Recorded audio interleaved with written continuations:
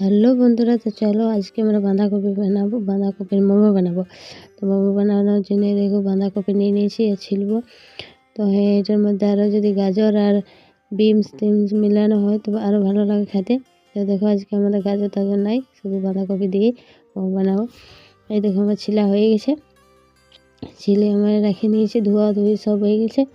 এবার আমি এটাকে কড়াই দিয়ে ভেজে নেবো।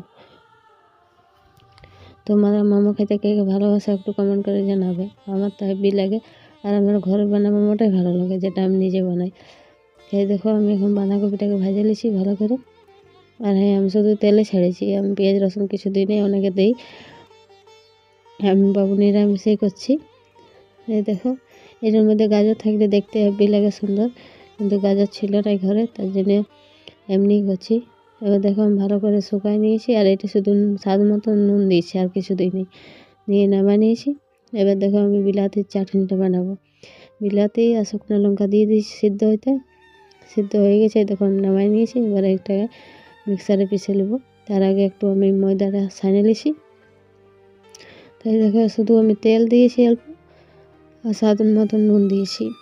এবার এটাকে মাখিয়ে নেবো আটার আগে, আটা নাই সরি ময়দা। ফির এবারে দেখো এইখানে মিক্সার আমি নিয়ে নিয়েছি বিলাতিটা, বিলাতি আর শুকনো লঙ্কা আর কটা রসুন দিয়ে দিয়েছি। এবার মিক্সারে পিষে নেবো, সেই টেস্ট লাগে। এইটা চাটনিটা যে মিষ্টি লাগে না, আমাকে তো দারুণ লাগে, ঝাল ঝাল। এবার দেখো চাটনি পেশা হয়ে গেছে, এবার চলো মোমো তৈরি করি। এই ভালো, এদিকে আমি বেলে দিছি, আর একদিকে আমার শাশুড়ি মা মুড়ে দিছে।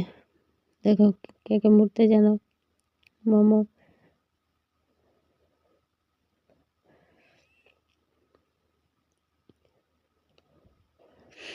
তো দেখতে থাকো, ভালো লাগলে লাইক কমেন্ট শেয়ার করে দিও। এই দেখো মোমো আমাদের বসান দিয়েছি, এই ঢাকা দিয়ে দিয়েছি, এবার সিদ্ধ হইতে দিয়ে দিলি। এবার নামাই নেব, হয়ে গেল প্রায়। এবারে দেখো খাওয়ার পালা। নামাই নিয়ে নিয়েছি প্লেটে সেই ঝাল ঝাল চাটনি আর মোমো। বন্ধুরা খেতে খুব টেস্টি। এই দেখো আজকের ভিডিও এই পর্যন্ত, আবার দেখা হবে পরের ভিডিও।